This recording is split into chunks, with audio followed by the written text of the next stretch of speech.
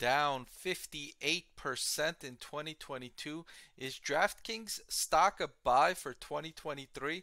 I'm going to answer that question in this video, so stay tuned. Let's look at a few different metrics to answer that question. First, let's look at DraftKings revenue growth. Of course, the daily fantasy sports, mobile sportsbook, and iGaming provider has been growing revenue exponentially since it came into existence, but more recently that revenue growth has accelerated as it's gotten approval to operate in a few key mobile gaming markets, including New York State. That was a big win for DraftKings. However, unfortunately, its attempt to get mobile gaming mobile sports betting legalized in California did not go well in 2022. The company failed the ballot measure by a wide margin. It wasn't even close, which makes it unlikely that online sports betting will become legalized in California anytime soon, which is the next big market that DraftKings needs to accelerate revenue growth. Of course, as an online gambling company, it needs approval from each individual state to gain access to that state. For now, it's live in less than 20 states for sports betting and less than 10 states for iGaming. So if it can continue gaining approval, it could continue expanding, but that remains to be seen. For now, it's showing excellent revenue growth, but it could hit a ceiling if it gets to a point where it can't expand to any more states after it reaches a certain scale, and even worse if it never gets access to a state like California, which may never legalize online sports betting. You're saying never? Could that even be possible?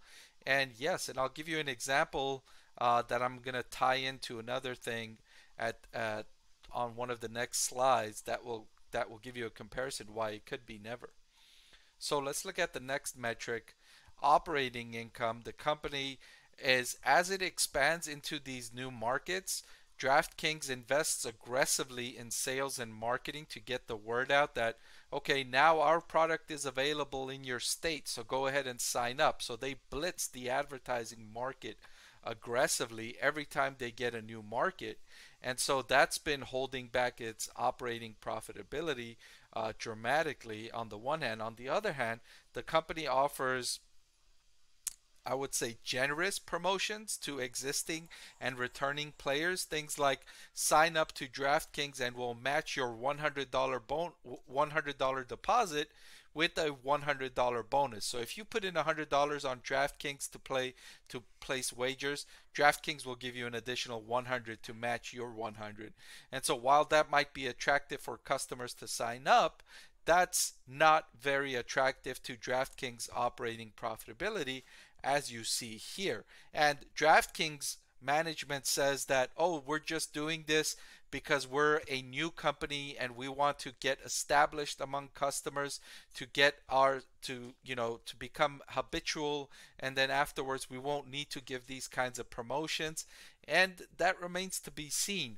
This reminds me a lot of, and this is the example I was talking about earlier, this reminds me a lot of the online poker industry when it existed.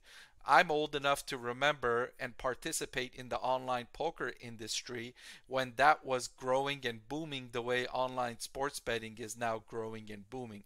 At the time, the online poker companies gave very similar promotions to the way DraftKings is doing things. They all had this sign up and deposit 100 and we'll match it with 100, and they also, when you ran out of money, let's say you run out of money while you're playing online poker and you didn't deposit again, then they would send you an email 3 weeks later saying, reload your account, and if you reload 100, we'll match your 100. So they were constantly doing this, and there was about 5 to 10 companies, mainstream companies back then with online poker, and they just kept doing this, right?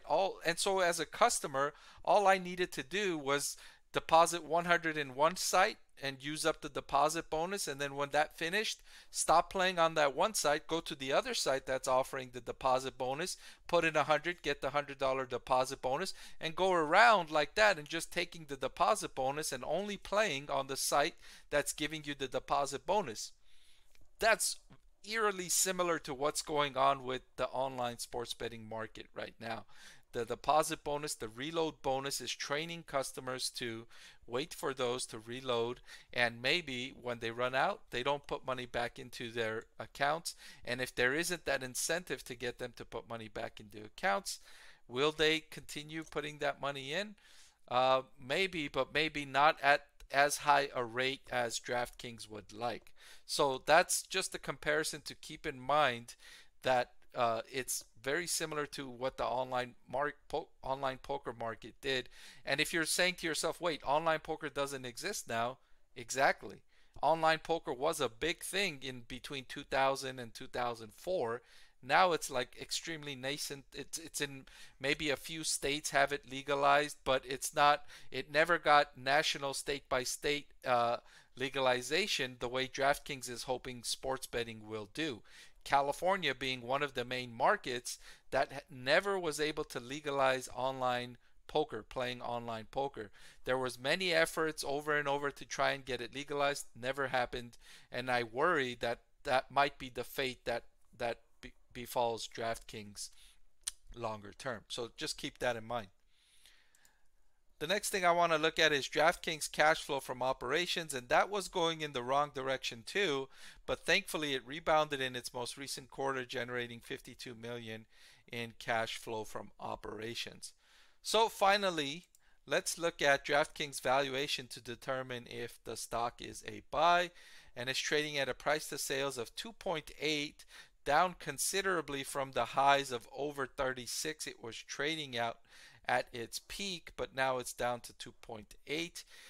So to answer the question, is DraftKings stock a buy for 2023?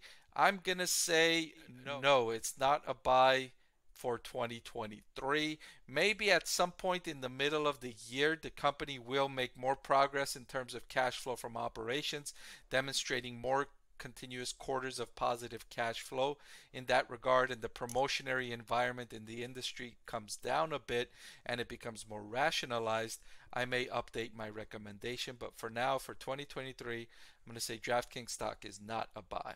All right, thank you for watching, and I'll see you next time. I want to thank the Motley Fool for sponsoring this video. Visit fool.com/Parkev for the 10 best stocks to buy now.